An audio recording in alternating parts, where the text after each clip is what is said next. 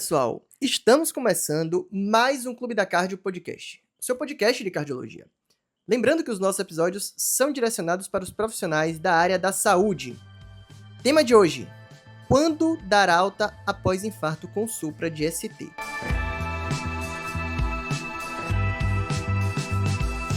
Bom, pessoal, conforme prometido, eu trago aqui na sequência do episódio que foi publicado ontem sobre a abordagem das primeiras horas após o infarto agudo do miocárdio com supra de ST, quando é que a gente pode pensar em dar alta para os nossos pacientes vítimas dessa condição, tá? Então vamos lá. A gente sabe aí que o infarto com supra de ST, ele mudou, né, profundamente nas últimas décadas. O prognóstico dessa condição mudou profundamente. No início, pessoal, para vocês terem uma ideia, os pacientes eles permaneciam aí internados por semanas, né, em repouso absoluto, principalmente porque as complicações mecânicas, arrítmicas, eram muito frequentes, né? Com a consolidação da terapia de reperfusão coronariana cada vez mais precoce, inicialmente com trombólise e depois aí com o advento da angioplastia primária, o prognóstico desses pacientes mudou muito, né?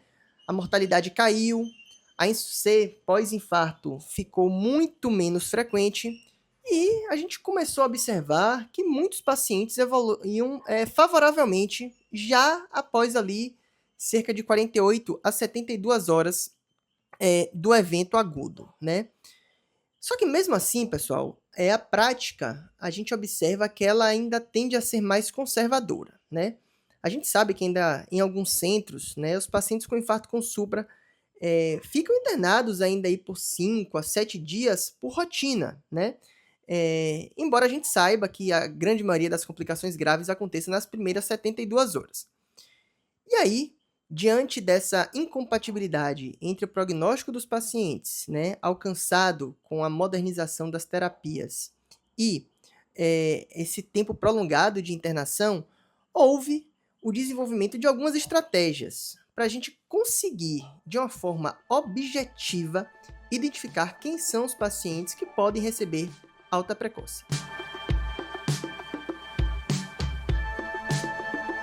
Talvez o score mais conhecido, que inclusive é contemplado, né, na última diretriz americana de síndrome coronariana aguda publicada no ano passado, seja o Zuoli Score, né?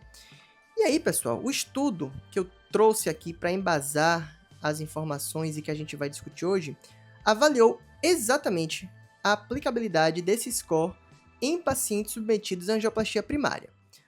Antes de a gente abordar um pouco o score, eu trago aqui que na nossa unidade coronariana, aqui do Hospital Cirurgia em Aracaju, Sergipe, nós adotamos o Zuoli Score como uma ferramenta de estratificação prognóstica para selecionar pacientes de muito baixo risco e que sejam candidatos à alta precoce, né? E desde então temos tido aí um sucesso na adoção dessa estratégia, porque esses pacientes retornam precocemente, aí dentro de até 2 semanas, em um ambulatório dedicado para pacientes que foram de alta da unidade coronariana, para, claro, serem acompanhados de perto, checar um exame e darem seguimento ao tratamento ali de uma forma mais precoce. Então, pessoal, o Zuoli Score, ele é um score simples, que pode ser realizado de forma muito fácil, né? Que é baseado em variáveis clínicas e angiográficas, né? Que são disponíveis logo após a intervenção coronariana. O objetivo vai ser justamente identificar quem são os pacientes de baixo risco que podem ter alta dentro de 72 horas após o infarto, né? Ele utiliza, pessoal, 6 variáveis. A primeira é a classe de Killip, né? Que é a de maior peso prognóstico.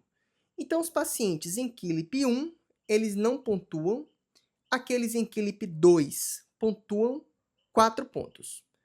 Killip 3 ou 4, o paciente soma 9 pontos no score, né?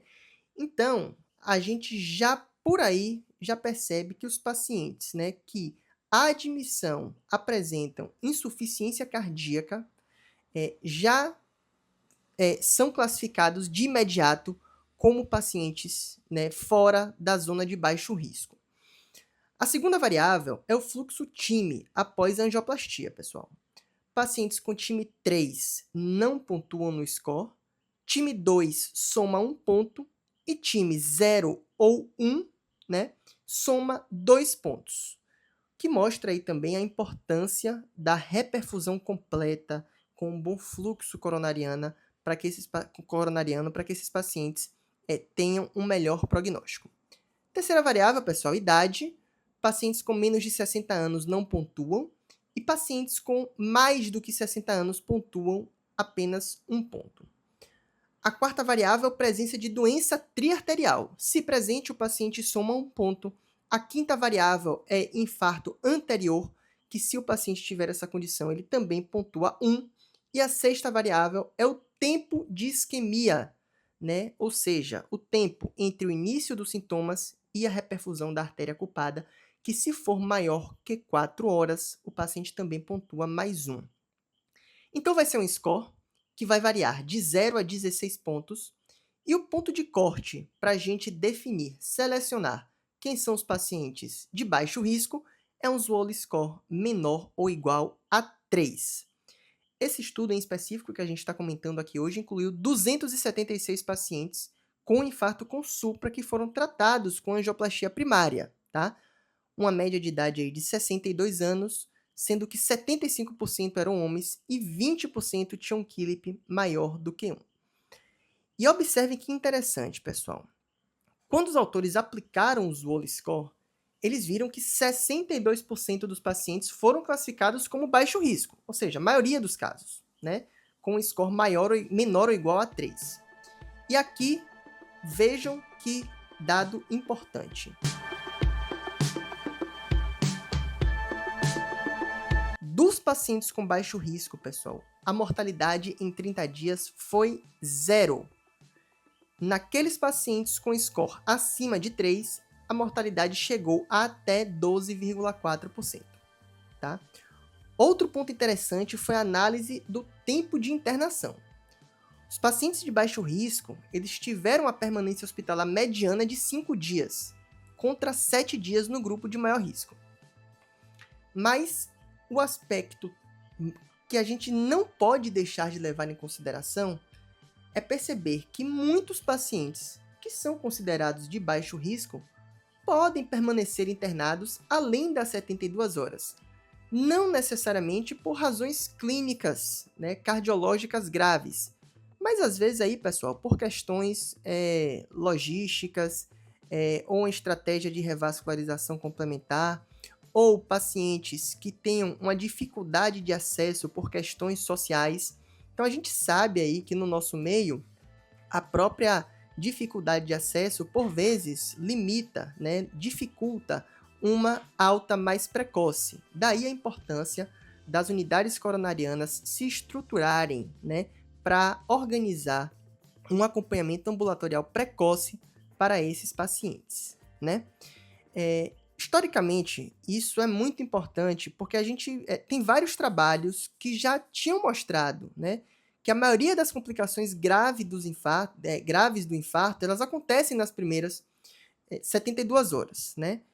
Arritmias ventriculares malignas, choque cardiogênico, complicações mecânicas, elas tendem a aparecer nesse período. Particularmente, pessoal, com relação às complicações mecânicas, a gente sabe que na ruptura do septo interventricular, que é a complicação mecânica mais comum, ela obedece aí um padrão bimodal, né? Em que a gente tem um primeiro pico de ocorrência ali nas primeiras 24 horas, muitas vezes aquele paciente que é submetido a trombólise e que disseca o septo interventricular, e um segundo pico, né, que vai acontecer ali ao final da primeira semana, entre o quinto e o sétimo dia, né? Resumo da ópera, pessoal. O conceito que eu gostaria de trazer aqui é que o Zwollen score menor ou igual a 3 não significa automaticamente que o paciente deve receber uma alta precoce. Mas o score, ele sim é capaz de selecionar quem é aquele paciente que é um candidato a receber essa alta precoce, né? Então, se o paciente, além de ter um Zwollen score baixo, não evolui com disfunção renal, não sente dor torácica, não tem um quadro não evoluiu com a disfunção ventricular mais significativa, né? Não tem lesões residuais para serem abordadas. A gente já trouxe aqui quais são os critérios para a gente considerar a abordagem de lesões não culpadas no episódio que a gente discutiu na segunda-feira. Esse paciente deve ser sim um candidato à alta precoce, né? De modo aí a permitir, inclusive, uma otimização dos recursos, tá? A principal mensagem que eu gostaria de deixar aqui então para vocês é que depois de uma angioplastia primária bem-sucedida, existe um grupo muito grande de pacientes, né, que evolui de forma favorável, principalmente em sistemas de saúde mais bem estruturados, que serão candidatos a uma alta precoce, sem que isso signifique um pior prognóstico. Muito pelo contrário, principalmente se esses pacientes forem acompanhados ambulatorialmente de forma precoce e adequada. Eu convido você a assinar o Jornal do Clube. Se você ainda não é assinante, é a sua oportunidade de ficar permanentemente atualizado e receber as principais novidades da cardiologia que foi publicada na semana anterior na sua caixa de e-mail às 7 horas da manhã, todas as terças-feiras, pessoal. A gente se vê amanhã por aqui com mais um episódio do Clube da Cardio Podcast. Eu agradeço a você que ficou até o final, espero que tenha gostado e até a próxima!